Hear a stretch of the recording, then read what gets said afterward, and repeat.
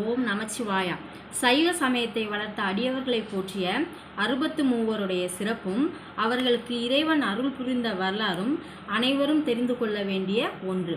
63 நாயன்மார்களில் ஒருவரான திருநீலகண்ட நாயனார் அவருடைய சிறப்பை பற்றி நாம் இதில் பார்ப்போம்.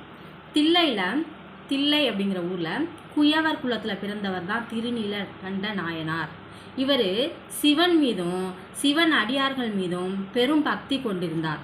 அடியவர்களுக்கு திருவோடு செய்து கொடுப்பதை தன்னுடைய வாழ்க்கையில் பெரும் பங்காக பெரும் பாக்கியமாக கருதுகிறார். அவர் இல்லற வாழ்க்கையில் சிறப்போடு ஈடுபட்டு இருந்தார். ஒரு முறை திருநீலகண்ட நாயனார் என்ன பண்ணார் அப்படின்னா, பரத்த இடம் சென்று வந்துட்டார். அதை பார்த்து அதை கேள்விப்பட்ட அவருடைய மனைவியார் நாயனார்கிட்ட பேசுகிறதே நிறுத்திக்கிட்டாங்க. இல்லறத்தரசிக்குரிய எல்லா பணிவிடைகளையும் அவங்க செஞ்சாங்க. இருந்தாலும் திருநீலகண்டரை தன்னுடைய விரலால் தீண்டாது இருந்தார். ஒரு முறை நாயனார் என்ன பண்ணுறாரு அப்படின்னா, தன் மனைவியை தீண்ட முற்படுறார். அப்போ அந்த அம்மா என்ன சொல்கிறாங்க அப்படின்னா, நீ என்னை தொட்ட அப்படின்னா நான் உயிரோடு வாழ மாட்டேன் அப்படின்னு சொல்லி என்ன பண்ணிட்டாங்க, இது திருநீலகண்டத்தின் மீது ஆணை அப்படின்னு அந்த அம்மா சொல்லிட்டாங்க. சிவபெருமான் மீது ஆணையிட்டாங்க. அன்னையிலேருந்து 2 பேரும் ஒரே வீட்டில் இருந்தாலும் உடலில் எந்த தொடர்பும் இல்லாமல் இருந்தாங்க. அடியவர்களுக்கு தொண்டு, அதாவது மனம் கோணாமல் அடியவர்களுக்கு தொண்டு செஞ்சுட்டு வந்தாங்க. ஆண்டுகள் பல ஓடிடுச்சு. திருநீலகண்டரும் அவருடைய மனைவியாரும் இளமை போய் முதுமை நிலைக்கு முதுமையை அடைஞ்சிட்டாங்க. நீலகண்டரையும் அவருடைய மனைவியையும் மீண்டும் சேர்க்கணும் அப்படின்னு என்ன பண்ணார், சிவபெருமான் நினைக்கிறார். மறுகணமே அவர் என்ன பண்ணுறாரு அப்படின்னா, அடியவர் மாதிரி உருவம் கொண்டு நீலகண்டருடைய வீட்டுக்கு வர்றாரு. நீலகண்டத்தை என்ன சொல்கிறாரு அப்படின்னா, ஒரு திருவோடை கொடுத்துட்டு, அன்பரே இந்த திருவோட்டை நீ பத்திரமா பாதுகாத்து வச்சிரு. இந்த திருவோடு தனக்கிட்ட என்ன பொருட்கள் வருதோ அந்த எல்லா பொருட்களையுமே புனிதம் அடைய செய்யும் சக்தி பெற்றது அப்படின்னு சொல்கிறாரு. இதை நான் வந்து கேட்கும்போது எனக்கு நீ தந்தா போதும் அப்படின்னு சொல்கிறாரு. நீலகண்டரும் என்ன பண்ணுறாரு அப்படின்னா, ரொம்ப மகிழ்ச்சியோட அதை வாங்கி வீட்டில் வைக்கிறாரு. அடியவர் என்ன பண்ணார், வந்தவர் சிவனா அவர் என்ன பண்ணிட்டாரு, அதை கொடுத்துட்டு போயிட்டார். நாட்கள் பல ஓடிடுச்சு. சிவபெருமானுடைய அருளால் திருவோடு என்ன பண்ணிடுச்சு, காணாமல் போயிடுச்சு. சில நாளில் அடியவர், அதாவது சிவபெருமான் வந்துட்டார். நீலகண்டருடைய வீட்டுக்கு வந்து தன்னுடைய திருவோட்டை தாங்க அப்படின்னு கேட்குறாரு. நீலகண்டர் என்ன பண்ணுறாரு, திருவோட்டை வீட்டில் வச்ச இடமெல்லாம் தேடுறாரு. ஆனால் காணோம். மனம் அப்படியே பதைக்கிறார். ஐயோ நம்மக்கிட்ட கொடுத்தாரே, நம்ம இங்கே தானே வச்சோம், காணமே, என்ன ஆச்சு ஏதாச்சுன்னு பதைக்கிறாரு. அப்போ அடியவர்கிட்ட போயிட்டு வணங்குறாரு. வணங்கியதோடு மட்டும் இல்லாமல் திருவோடு இந்த மாதிரி காணாமல் போணுச்சு அப்படின்னு சொல்கிறாரு. உடனே அடியவருக்கு மிகப்பெரிய கோபம் வந்துச்சு. ஏன்னா காணாமல் போயிடுச்சா, உங்ககிட்ட தானே கொடுத்தேன், எப்படி காணாமல் போச்சு அப்படின்னு கோபம் அடைகிறார். அதை கண்டு நடுங்கிய நீலகண்டர் என்ன பண்ணுறாரு, தன்னுடைய பழைய திருவோட்டிற்கு பதிலாக புதுசாக வேறு ஏதாவது திருவோடு செய்து தரேன் அப்படின்னு சொல்கிறாரு. அதுக்கு அடியவர் என்ன சொல்கிறாரு அப்படின்னா, நான் கொடுத்த திருவோடு பெருமை மிக்கது, அதனால் எனக்கு பழைய திருவோடு தான் வேணுமே தவிர புதுசெல்லாம் வேணாம் அப்படின்னு சொல்கிறார். சொன்னதோடு மட்டும் இல்லாமல் நீ வந்து காணாமல் போயிடுச்சுன்னு பொய் சொல்கிற அப்படின்னு சொல்கிறார்.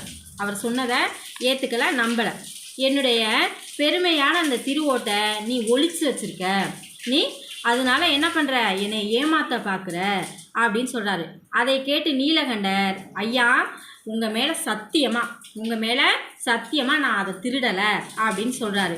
இருப்பினும் அந்த சிவனடியார் என்ன பண்ணலை, நீ சொல்கிறது பொய், நான் ஏற்றுக்க முடியாது அப்படின்னு தான் சொல்கிறாரு. அப்போ உன் மேலே ஆணை சொல்லாத, என் மேலே சத்தியம்னு சொல்கிறல, உன் மேலே ஆணை சொல்லாத. உனக்கு மகன் இருந்தான் அப்படின்னா அவன் கையை வந்து இருக்க பிடிச்சிக்கிட்டு நீ போய் குளத்தில் மூழ்க வேண்டும். அந்த மாதிரி மூழ்கி நீ சத்தியம் செஞ்சியனா அதை நான் ஏற்றுக்கிறேன் அப்படின்னு சொல்கிறாரு. அதுக்கு நாயனார் என்ன சொல்கிறாரு, எனக்கு குழந்தைகள் இல்லை அப்படின்னு சொல்கிறாரு.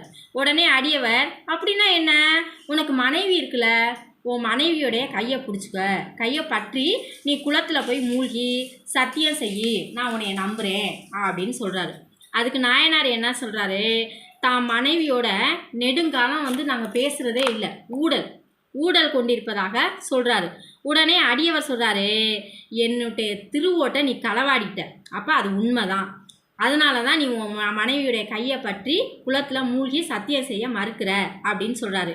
நான் இந்த வழக்கை அந்தணர்கள்ட்ட எடுத்து போக போகிறேன் அப்படின்னு சொல்கிறாரு. அவங்க வழக்கை விசாரித்து நமக்கு நல்லது ஒரு தீர்ப்பு சொல்லட்டும் அப்படின்னு சொல்லிட்டார். சொன்ன பிறகு அந்தணர்கள்ட்டையும் போய் நடந்த விபரத்தை என்ன பண்ணுறாரு அந்த அடியார் சொல்கிறார்.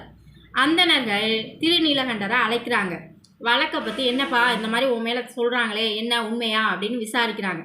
அவர்கள் நீலகண்டரிடம் அடியவர் திருவோட்டை தந்தார், ஆனால் நான் களவாடலை அப்படின்னா நீ உன் மனைவியோட அவங்க அம்மாவோடைய கையை பற்றி கொண்டு குளத்தில் மூழ்கு, அதில் உனக்கு என்ன பிரச்சனை, நீ மூழ்கி தான் ஆகணும் அப்படின்னு என்ன பண்ணுறாங்க அந்தணர்கள் உத்தரவுறாங்க. அப்போ இவருக்கு என்ன செய்கிறது அப்படின்னு புரியலை. யாருக்கு? அந்த திருநீலகண்ட நாயனாருக்கு புரியலை.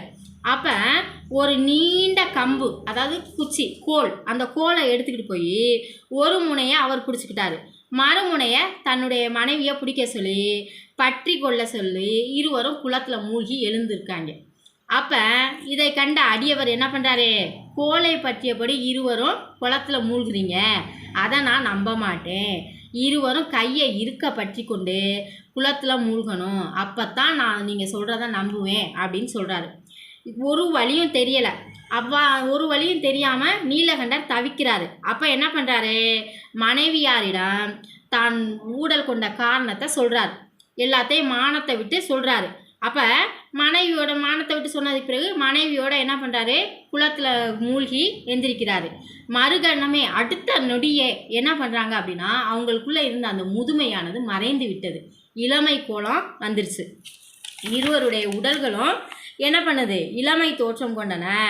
அருகில் நின்ற அடியவர்கள் எல்லாம் அந்த இடத்தை விட்டு என்ன பண்ணிட்டாங்க, மறைஞ்சிட்டாங்க. அடியவரும் அந்த இடத்தை விட்டு மறைஞ்சிட்டாரு. அவ்வேளையில் சிவபெருமான் என்ன பண்ணுறாரு அப்படின்னா தன்னுடைய மனைவி பார்வதி தேவியுடன் வாகனத்தில் அவங்களுக்கு காட்சி தர்றாரு.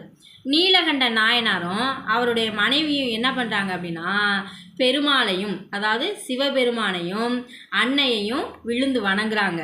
சிவபெருமானும் அந்த என்ன பண்ணுறாங்க அப்படின்னா அந்த 2 பேர்ட்டையும் இந்த வாலிப தோற்றத்தோடையே நீங்கள் 2 பேரும் எப்போதும் என் கூடவே இருக்கணும் அப்படின்னு 2 பேரையும் என்ன பண்ணிட்டாரு, சிவலோகம் கூட்டிகிட்டு போயிட்டார், சேர்த்து கொண்டார். ஓம் நமச்சிவாய.